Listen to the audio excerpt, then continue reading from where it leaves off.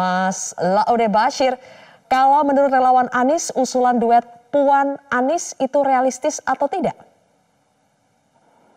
Ya, kalau kita melihat pelajaran dari pemilu sebelumnya ya, bicara potret koalisi, bicara wakil, itu kan biasanya dekat-dekat pendaftaran pemilu. Yang pertama itu. Yang kedua, kami ini relawan. Ya, saya adalah dan teman-teman adalah relawan Mas Anies. Ya. Halo. Halo. Silakan dilanjutkan. Ya, kerja-kerja kami adalah bagaimana kemudian berupaya bekerja mensosialisasikan Bapak Anies Rashid Baswedan, sehingga kemudian Mas Anies punya elektabilitas yang memenuhi, yang kemudian menarik oleh para partai.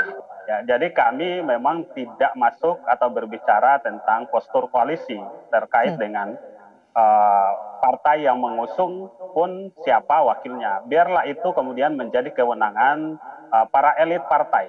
Ya, kerja-kerja kami relawan adalah kerja kumulatif, bagaimana menampung aspirasi masyarakat.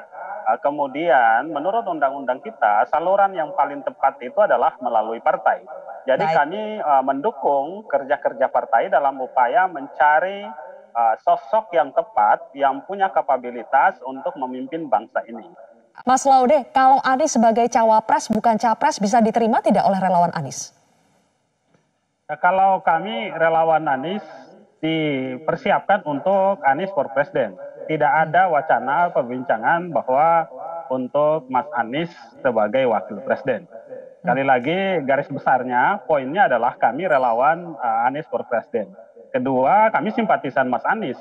Apapun perkembangan ke depan ya kita mengikuti pembicaraan misalkan arahan dengan Mas Anies, dan baru itu akan kita mulai pembicaraan pasca beliau setelah menuntaskan tugasnya sebagai Gubernur DKI Jakarta.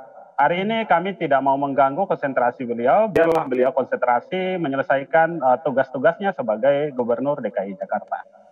Itu yang harus kami lakukan. Tetapi bahwa hari ini muncul berbagai nama, termasuk salah satunya nama Mas Anies, poin kami ketika kita deklarasi dalam tahun lalu dalam bahasa Bang Burhan tadi, waktu itu saya bilang azan subuh, sekarang Bang Burhan sudah bilang azan zuhur ya, sudah memasuki sholat zuhur ya.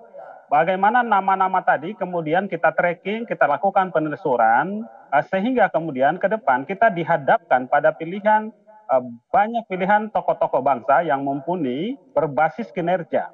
Hari ini kami menawarkan Mas Anies adalah bagaimana masyarakat Indonesia punya waktu yang cukup, punya ruang untuk kemudian menelisik siapa Anies Rashid Baswedan, bagaimana karakternya, bagaimana kinerjanya. Ini yang kami dorong kepada masyarakat adalah bagaimana pilihan-pilihan kita ke depan adalah berdasarkan pilihan yang objektif tentang siapa calon pemimpin kita ke depan.